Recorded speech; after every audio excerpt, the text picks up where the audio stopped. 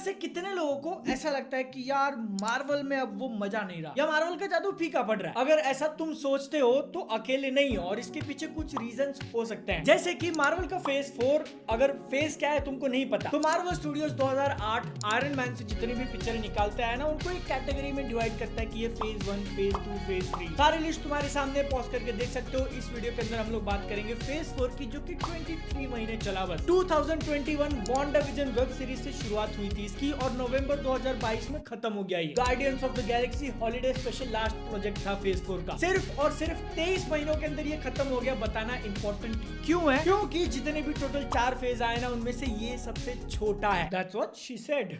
इसके कंपैरिजन में अगर तुम फेज 2 लोगे तो वो 27 महीने चला था और उसके अंदर 6 पिक्चरें रिलीज हुई थी बस। जिस फेज 4 की बात हम लोग कर रहे हैं वो ऑलरेडी तो छोटा है ही, लेकिन इसके अंदर 7 मूवी रिलीज हुई है, 8 वेब सीरीज और 2 स्पेशल। मतलब समझ रहे हो कि मार्वल को कम टाइम में कितना ज्यादा कंटेंट निकालना था। अब किसी बड़े स्टूडियो के लिए ये कोई बड़ी बात नहीं है, क्योंकि सबसे ज्यादा तो वीएफएक्स आर्टिस्ट पिसने हैं। लेकिन मार्वल स्टूडियोज के केस में ये चीज और ज्यादा डिफिकल्ट हो जाती है, क्योंकि उनको सिर्फ निकालना नहीं है, बल्कि जो टाइमलाइन चल रहा है उसके अंदर सही से फिट होने चाहिए, सही टाइम पे आनी चाहिए, वरना आगे की लग जाएगी। और ये सारी चीजों के ऊपर ओवरऑल नजर रखने के लिए सिर्फ एक बंदा है, केविन फाइगी। और जब आपको एक स्टूडियो चलाना है, इतनी सारी पिक्चरें निकालनी है, इतनी सारी वेब सीरीज निकालनी है, तो कितना ही ध्यान दे पाओगे? सबसे बड़ा इफेक्ट इस बात का फील होता है मार्वल की टीवी शोज के ऊपर। केविन चाचा ने इंटरव्यू में कहा था कि ये वेब सीरीज को लेकर उनकी इन्वॉल्वमेंट इतनी है कि उनको कंटिन्यूटी मेंटेन करनी है और टैलेंट के ऊपर ध्यान देना है, जो एक्टर्स होते हैं मेन। लेकिन अगर हम लोग बात करें मार्वल की मूवीज की जो इस फेज 4 में रिलीज हुई है, तो क्वेश्चन आता है कि भाई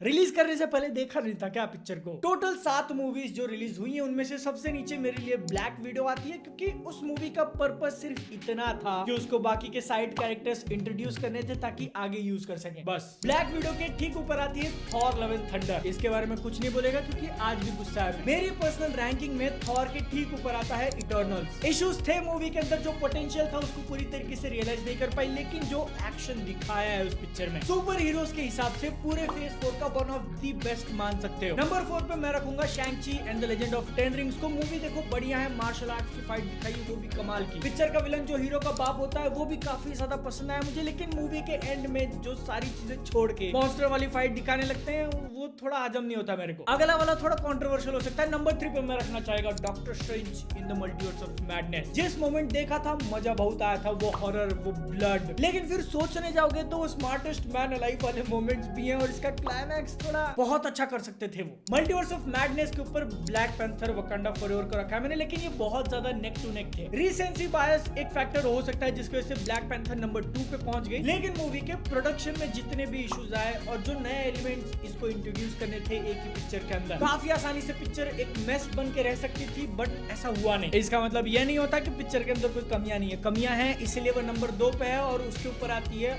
ऑब्वियसली स्पाइडरमैन नो वे होम। इजीली, मतलब एकदम बहुत ज्यादा इजीली फेज 4 की सबसे बेस्ट पिक्चर। वेब सीरीज को लेके मामला काफी ज्यादा इंटरेस्टिंग हो जाता है, क्योंकि ये पहली बार था जब मार्वल स्टूडियोज खुद इतना ज्यादा इन्वॉल्व हो रहा है और ये सीरीज वाले फॉर्मेट को सीरियसली लेके उसको सीरियसली एमसीयू के अंदर फिट कर रहा है। मार्वल की क्वालिटी डिग्रेड हो रही है ना, सबसे ज्यादा फील होता है इसकी वेब सीरीज को लेके। सबसे ऊपर तो लिस्ट में रखूंगा ऑब्वियसली लोकी को, क्योंकि उस सीरीज के स्टेक्स भी काफी हाई थे और उसने मजा भी काफी ज्यादा दिया। एक्चुअल एमसीयू के अंदर ये वेब सीरीज मैटर करती है और इसको बनाना जरूरी था। 2 नंबर पे मैं रखना चाहेगा मून नाइट को। अब इसकी सीजीआई को लेके दिक्कतें जरूर हैं, लेकिन ऑस्कर आइजैक का परफॉर्मेंस इतना गजब का है ना कि ये कैरेक्टर फील कर लेते हो तुम। सीरीज देखिए, आगे चल के अगर ये पिक्चर में कहीं देखने मिल गया ना तो सीटियां बजने वाली हैं। नंबर 3 पे WandaVision, और ये मार्वल की पहली वेब सीरीज थी और उन्होंने स्टार्टिंग में रिस्क भी बढ़ा लिया था। ब्लैक एंड व्हाइट में स्टार्टिंग के एपिसोड्स निकाल के और अमेरिका के अंदर जो सिटकॉम्स आते थे 60s, 70s, 1980s में, उस स्टाइल में अपने हर एक एपिसोड को रिक्रिएट करके। बोल्ड चॉइस है जिसके लिए पॉइंट देना बनता है, लेकिन तुम सिटकॉम बनाना चाह रहे हो और उसके अंदर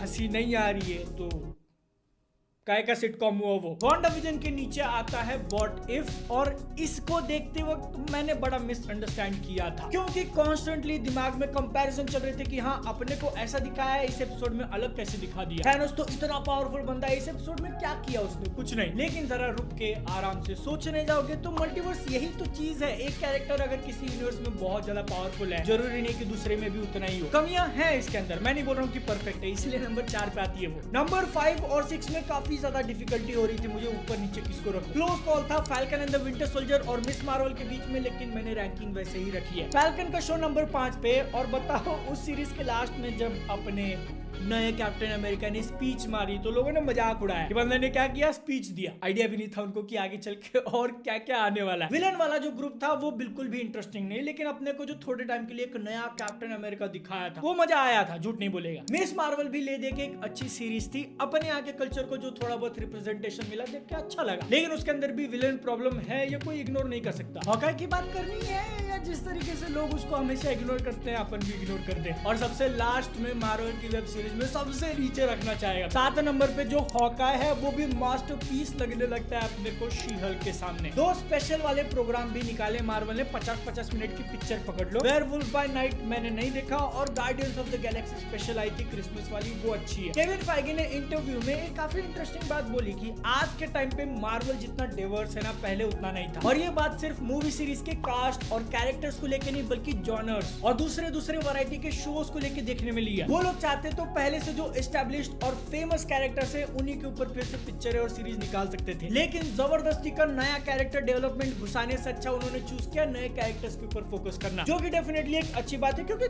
जबरदस्ती का नया कैरेक्टर वाला डेवलपमेंट घुसाने से क्या होता है अपने सबको पता है। लव एंड थंडर तुम्हारी बात कर रहा है मैं। और एक बात ऑलरेडी बहुत बार बोली जा चुकी है, लेकिन तुम सोच के देखो कि एंड गेम के बाद अगले फेज में ऑडियंस के जो एक्सपेक्टेशंस थे उनको पार करना तो छोड़ो, टच करना भी नियर इम्पॉसिबल था। तो इसीलिए फेज 4 को हम लोग एक बिल्डिंग ब्लॉक समझ के थोड़ा बहुत लूज छोड़ सकते हैं, क्योंकि इसके अंदर अपने को जो नए कैरेक्टर्स दिखाएं, भले उनकी मूवी सीरीज उतनी अच्छी नहीं निकली हो, लेकिन आगे चल के वो काम आ सकते हैं। थॉर का एग्जांपल ले लो, पहले 2 मूवीज के अंदर ठीक था, लेकिन जैसे इन्फिनिटी वॉर आई सब लोग भाई थॉर करने लगे। ऐसे ही जो नेक्स्ट बड़ा इवेंट वो लोग प्लान कर रहे हैं वो अच्छी निकाल दी, उसके अंदर अच्छे मोमेंट्स दे दिए तो लोग फिर से पागल हो जाएंगे। लेकिन इस बात से मार्वल को एक्सक्यूज नहीं दे सकते हम कि उन्होंने क्यों लव एंड थंडर बनाई या शी हल्क बनाई। क्यों भाई, कौन सा नशा मारा था। सारी पिक्चरें, सारी सीरीज एंड गेम लेवल नहीं हो सकती, लेकिन अगर तुम कुछ छोटे स्केल पे बना रहे हो, डिफरेंट बना रहे हो, तो भी उसको अच्छा बनाओ। टाइम देके, थोड़ा लव देके, थोड़ा थंडर डाल के लव एंड थंडर से अच्छी पिक्चर बन सकती है। बन गई तो अच्छा वीडियो बना देंगे, नहीं बनी तो वाई मार्वल फेल्ड वाली भी आ जाएगी। देखना है तो सब्सक्राइब करो। तुम्हारे क्या थॉट्स है मार्वल के फेज 4 को लेकर वो नीचे कमेंट सेक्शन में बताना। मिलता है अगली वीडियो में।